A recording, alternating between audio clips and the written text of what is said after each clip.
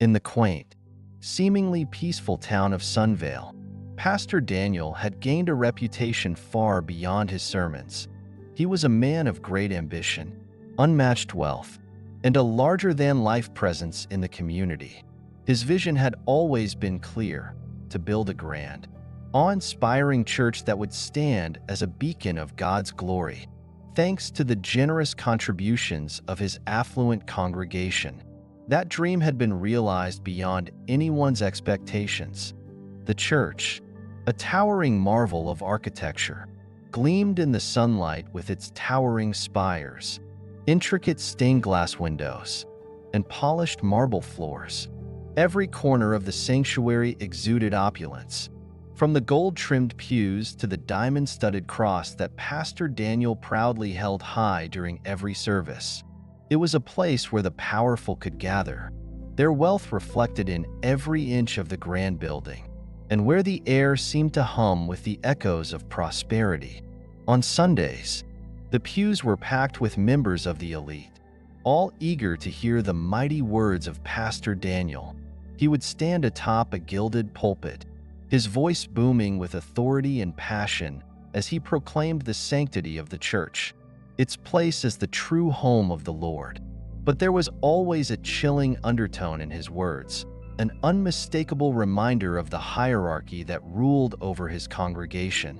"This church is where the Lord resides," he would declare, his voice rising with fervor, "where his mercy will touch all, but only those who are truly deserving." The words echoed through the grand hall, but for many in the town, they rang hollow. The wealth and extravagance that surrounded Pastor Daniel's church told a different story. It was a church for the rich and powerful, for those whose donations could guarantee their place in the Lord's favor. The poor, the sick, and the homeless, those most in need of mercy, were often seen as little more than nuisances, not worthy of entering the hallowed halls of such a majestic place.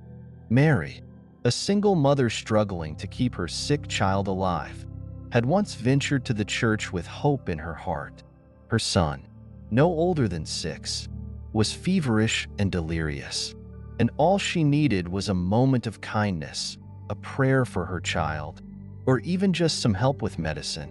She stood trembling at the entrance, her heart in her throat, desperate for someone to notice her and her suffering son. But instead of compassion, all she received was the cold, calculating gaze of the church's guards. They watched her with thinly veiled contempt as they blocked her way, their eyes as cold as the stone walls surrounding them. "This church is not a charity center," one of the guards sneered. "If you don't have a donation, don't waste our time." Mary, stunned and heartbroken, backed away, clutching her son to her chest as tears filled her eyes. It wasn't the first time she had been turned away, but the pain of it never seemed to lessen. Then there was Jacob, an elderly man whose bones ached with age and whose body had grown frail from years of hard living. During one particularly brutal winter storm, he sought refuge in the church, hoping for a warm corner to rest for the night. He had no money to offer, but he was desperate, freezing to the bone as the storm raged outside. When he approached Pastor Daniel after the service, his voice shaking with the cold, he was met not with kindness but with disdain. "Get him out of here," Pastor Daniel had ordered without a second thought. "This church isn't a place to sleep." The words stung like a slap in the face, but Jacob had no strength left to argue. He turned and stumbled out into the storm, his heart heavy with the realization that he was no longer welcome in the very house of God. Stories like these had become a regular occurrence. The poor of Sunvale, those who had once hoped for solace, comfort, or a sense of belonging in the church, no longer dared to approach its golden gates. The church had ceased to be a sanctuary for all, and had instead become a fortress of privilege, reserved only for those who could afford its grandiosity. For Pastor Daniel, however, this reality seemed of little concern. His church was magnificent, and he saw it as a testament to his success. his dedication to God, and the prosperity that the Lord had apparently bestowed upon him. He proudly surveyed the building, its high ceilings echoing with the voices of the wealthy, and he reveled in the admiration of those who filled the pews. To him, this was what it meant to serve God, to build something that stood as a beacon of grandeur, to make a statement of power and prestige. He ignored the whispers and the glances cast by those who had been turned away, pretending not to notice the weary sighs of the homeless who gathered outside the church, peering in through the tall stained glass windows. In his mind, those who couldn't contribute to the church's success weren't worth his attention. He saw them as distractions, obstacles to the image of purity and sanctity he was so desperate to uphold. For him, preserving the church's dignity was more important than actually living the values of compassion and service that Jesus had taught. But what Pastor Daniel failed to understand was that this glittering edifice, this magnificent church built on the backs of the rich and the powerful, had become a hollow shell. Beneath its polished exterior, something had been lost, something that could never be replaced by gold or diamonds or the applause of the wealthy. What he had failed to see was that the true measure of a church, of a man's faith, lay not in the size of his building or the wealth of his congregation, but in the way he treated those who had nothing to offer in return. And as Pastor Daniel continued to bask in the glory of his creation, he remained blissfully unaware that the day would soon come when he would face the harshest test of his life, the day when the glitter of his church would fade away, and the truth would be revealed. The grand opening of Pastor Daniel's new church in Sunvale was nothing short of a spectacle.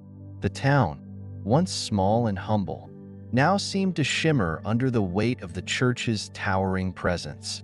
Its marble walls gleamed, and the majestic stained glass windows cast vibrant hues of red, blue, and gold across the polished floors, transforming the entire building into a vision of divine beauty. As the sun filtered through the glass, it created a scene that felt almost otherworldly, as though heaven itself had descended upon Sunvale to bless the occasion. Wealthy congregants from every corner of the region had arrived, their faces glowing with pride and excitement. They were draped in luxurious suits and shimmering dresses, their fingers adorned with gold rings and diamonds that sparkled like stars. They exchanged polite smiles and murmurs, eager to witness the birth of the grandest church their community had ever seen. For Pastor Daniel, this day was the culmination of years of hard work, sacrifice, and meticulous planning. This church, he believed, was not just a building. It was a symbol of God's glory and his own devotion. The air was thick with anticipation as Pastor Daniel, standing tall at the pulpit, his gold-embroidered ceremonial robe flowing around him, began to speak. His voice, deep and authoritative, resonated throughout the vast space as he addressed the gathered congregation. "This church," he said with a sweeping gesture to the opulent surroundings, "is a symbol of God's glory, a sacred place, blessed by him, where we all gather, those who are truly deserving of his mercy." The words rolled off his tongue effortlessly, and the congregation responded with a thunderous round of applause, their clapping filling the air with the sound of approval and admiration. To them, this church represented everything they believed in: wealth, power, and prestige.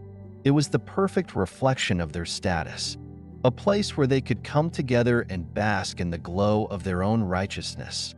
But the celebration was abruptly interrupted by an unexpected figure who appeared at the grand entrance.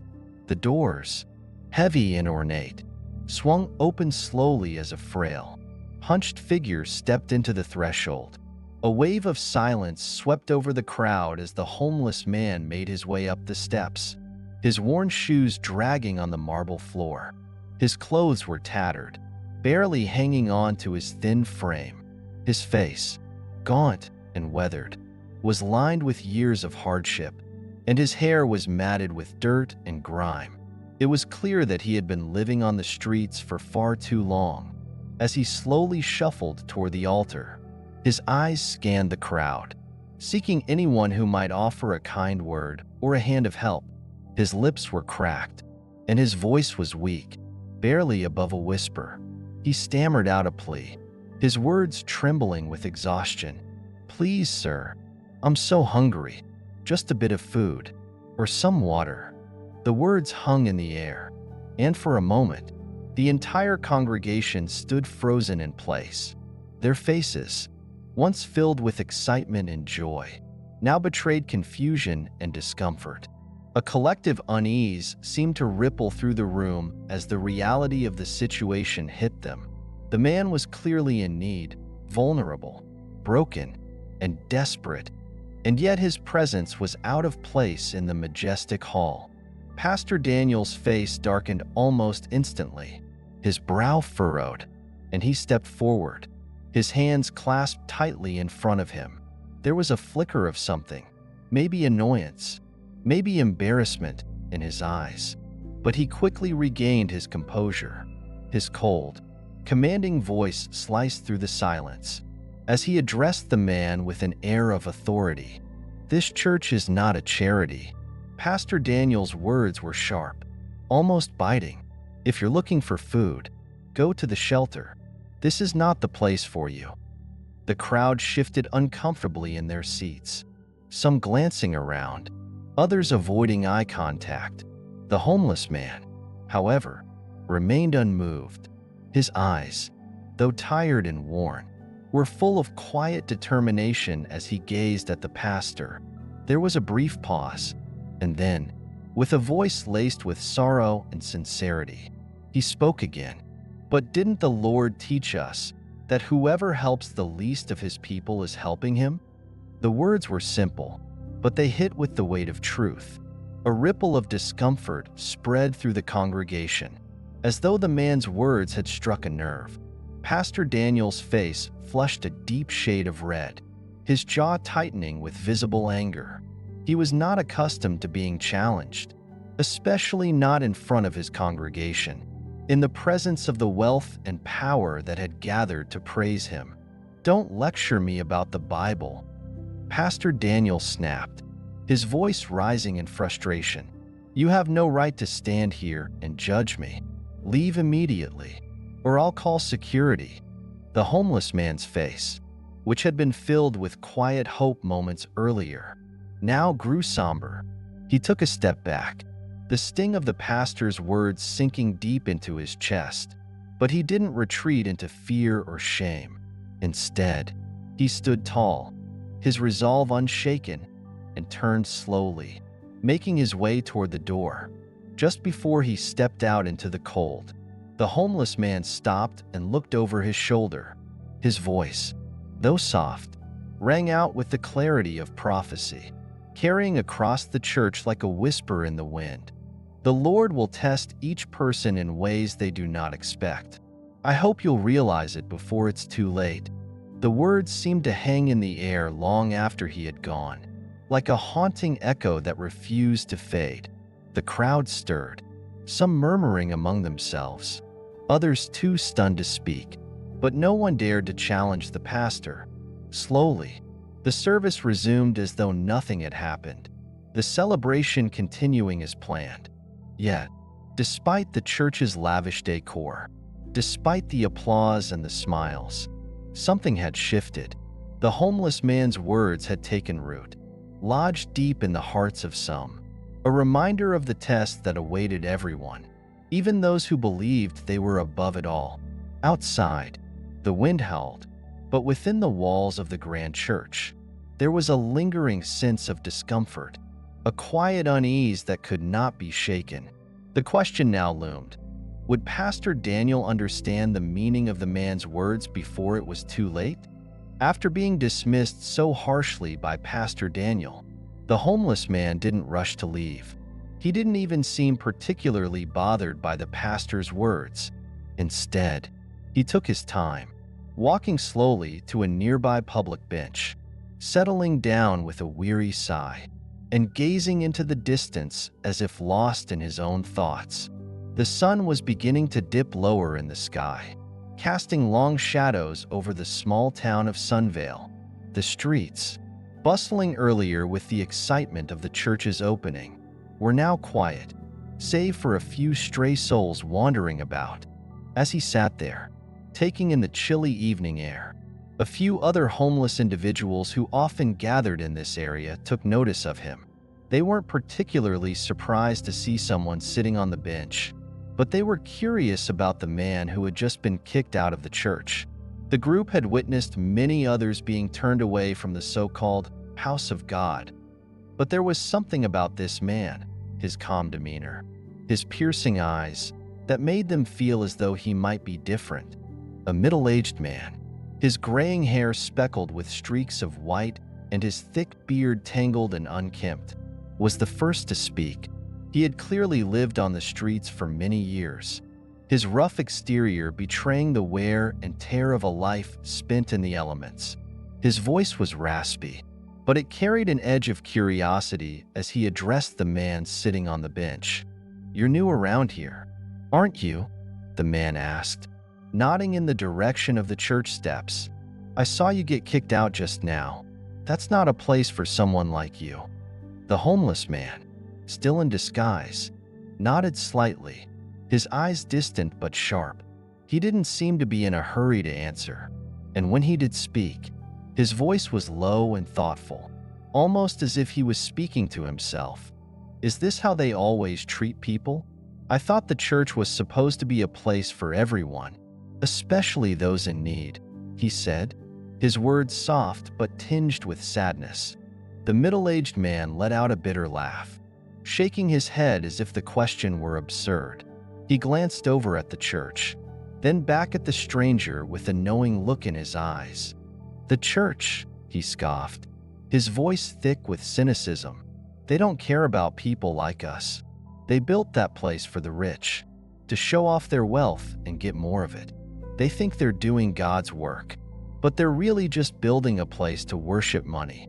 As far as they're concerned, we're invisible, just a bunch of broken people who don't belong." Before the homeless man could respond, a young woman who had been standing nearby, holding her frail child close to her chest, suddenly spoke up. Her face was pale, and her eyes were clouded with grief. The child, no more than 5 years old, coughed weakly in her arms, the sound echoing the desperation in her voice. "I've tried going there for help before," she said, her voice cracking with emotion.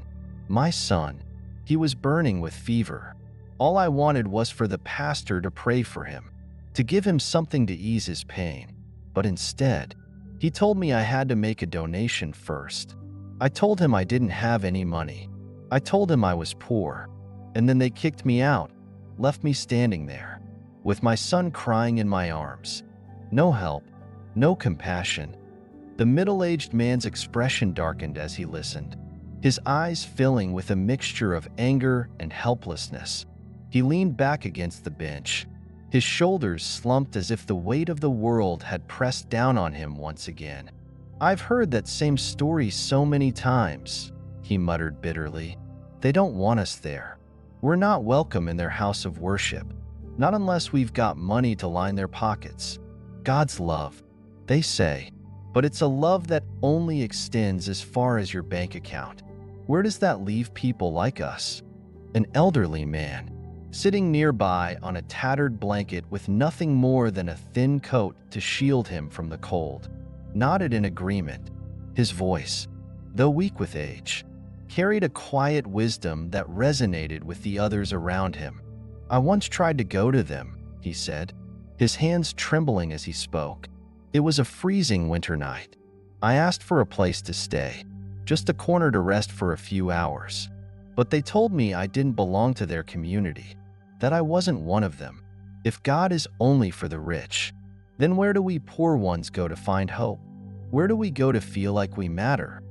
The homeless man, listening intently to each of their stories, felt his heart grow heavier with every word. He was no stranger to suffering. But hearing these personal tales of rejection, stories that mirrored his own experiences in a different way, only deepened his resolve. He looked around at the faces of these broken people, their eyes filled with disappointment, frustration, and the kind of exhaustion that comes from being ignored by society for far too long. He opened his mouth, but at first, no words came. Instead, he sat there in silence, absorbing the weight of everything that had been said.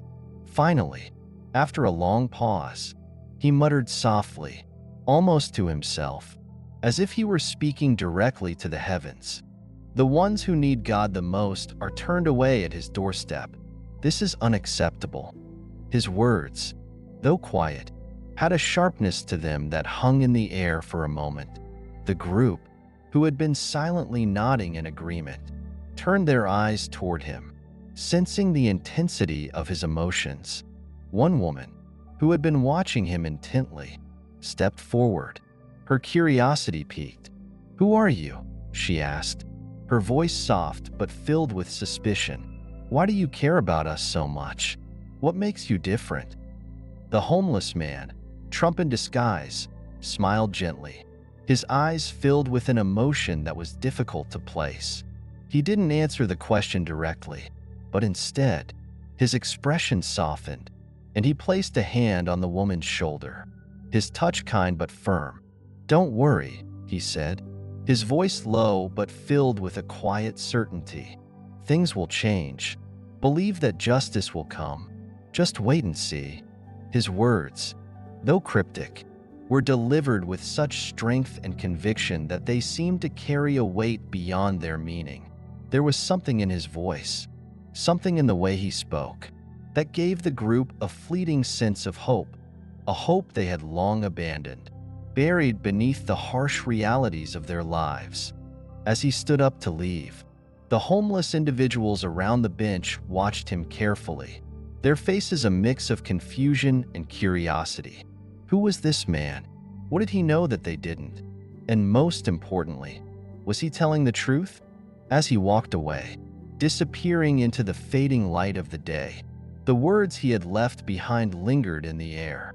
There was something about him, something that had ignited a spark deep within their hearts, a glimmer of hope that maybe, just maybe, things could change after all. The morning sun filtered through the magnificent stained glass windows, casting vibrant hues of reds, blues, and greens onto the polished marble floors of the church. The air was crisp and fresh, filled with the soft hum of excitement as the congregation eagerly awaited the arrival of a special guest. News had already spread through Sunnyvale that Donald Trump, the famous businessman and public figure, would be visiting the church that day. The wealthy parishioners, dressed in their finest clothes, were buzzing with anticipation. They had heard the rumors, and now, it seemed, the day had finally come. At precisely that moment, the sleek black limousine appeared, slowly gliding up to the entrance of the church, its windows tinted and its engine purring like a predator on the hunt. The sound of the tires crunching on the gravel was the only noise that broke the silence. The chauffeur, dressed in a crisp black uniform, rushed to open the door, and one by one, the entourage stepped out. And then, there he was, Donald Trump, tall, imposing, and unmistakable, with his signature hair and a look of serious determination on his face. Pastor Daniel, who had been standing near the church entrance greeting parishioners, immediately straightened up, his face breaking into a broad smile. This was the moment he had been waiting for, the high-profile guest he had been preparing for. With a flourish, Pastor Daniel stepped forward, eager to make the right impression. He bowed slightly, his voice dripping with politeness and pride as he addressed the man who was now stepping out of the car. "It's an honor to welcome Mr. Trump to our humble church," Pastor Daniel exclaimed. "Your presence here today is truly a blessing, and we are all thrilled to have you among us." Donald Trump paused for a moment, surveying the scene around him. His gaze swept over the glittering church, its tall spires, and the faces of the curious, wealthy parishioners who had gathered to catch a glimpse of him. But instead of the usual warmth and excitement one would expect from a celebrity visit, Trump's face remained impassive, his expression unreadable. Pastor Daniel stood there, waiting for a reply, his smile beginning to fade slightly as he noticed the lack of enthusiasm in Trump's demeanor. Finally, after what seemed like an eternity, Trump spoke, his voice deep and commanding, cutting through the air like a sharp blade. "Interesting, Pastor," Trump said slowly, his eyes narrowing. "But perhaps you don't recognize me." Pastor Daniel blinked, caught off guard by the statement. He hesitated for a moment, then quickly regained his composure, forcing a polite laugh. "Sir, how could I ever forget someone as famous as you?" he stammered, still maintaining the facade of hospitality.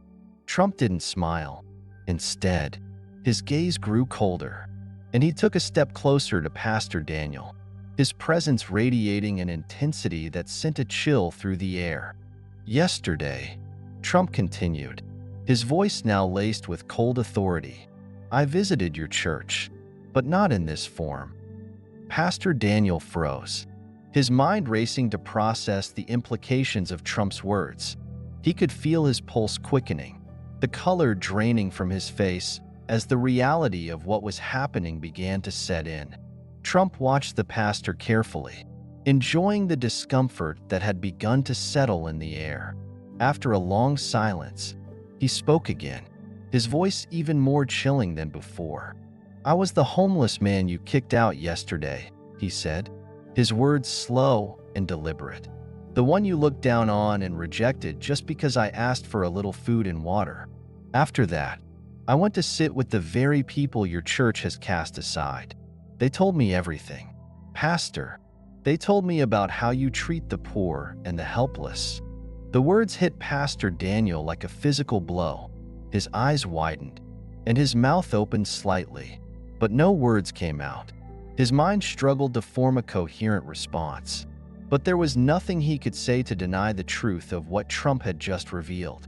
"Sir, I didn't know," Pastor Daniel stammered, his voice faltering as the weight of the situation pressed down on him. Are you? But Trump didn't let him finish. He cut him off with a stern, commanding voice that left no room for excuses.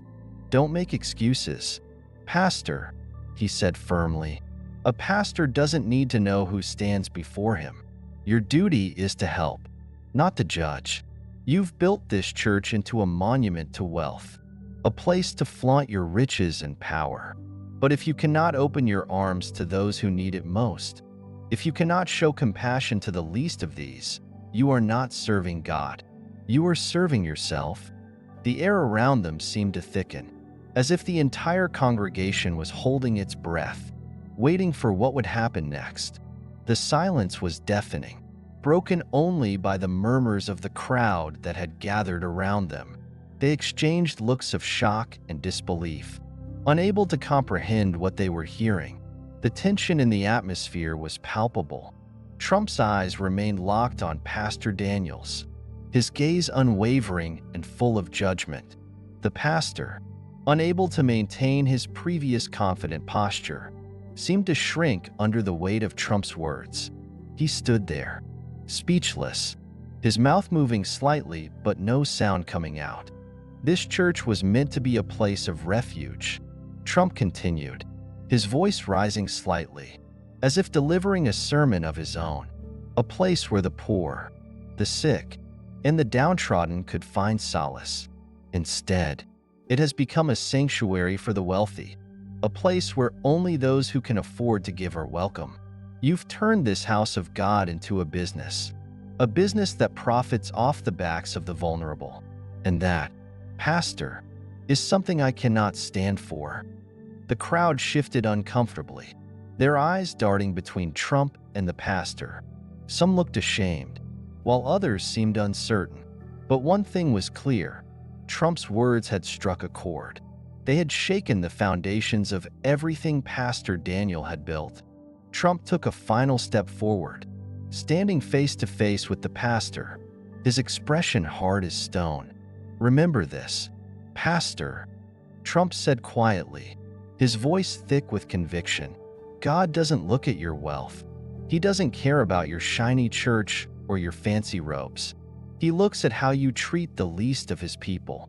And if you don't change, if you don't open your heart to those who need it most, everything you've built here will soon be reduced to dust." The words hung in the air like a powerful prophecy, reverberating through the church as the stunned congregation absorbed the weight of what had just been said. Without waiting for a response, Trump turned and began to walk away, his steps purposeful and resolute.